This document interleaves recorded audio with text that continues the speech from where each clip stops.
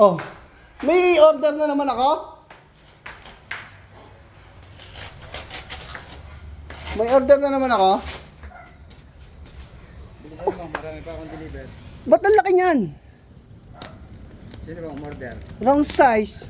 Sino umorder? Sir, pwedeng ano yan, return? Pwede. Mas maganda. Pero bago ang lahat, pahampas muna ng isa. Pwedeng hindi na bayaran yan, sir, return, matic return na? Dalhin mo, ikaw magdala niyan. Papalik. Aba, ay ako ba, rider? Eh, ako ba ang umorder? Aba, ay, sobra rider na ito, aba, ay, trabaho mo yan ah. Eh, wrong size nga eh. Ay, malimit mo naman akong customer. Lagi ako na-order. Oo, oo. Umorder. Oo, kung saan mo itatapon yan? Magkano yan? Akin ang nakakabisi.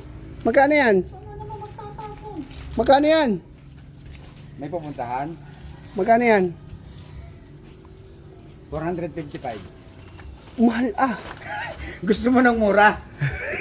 Gusto mo ng mura? Ayaw. Oo. Aba, bangas yan. Ano ba ito? Scratch pin. Paano mo nalamang scratch pin niya? Wrong size eh. Ang order ko lang. Picture lang mo lang.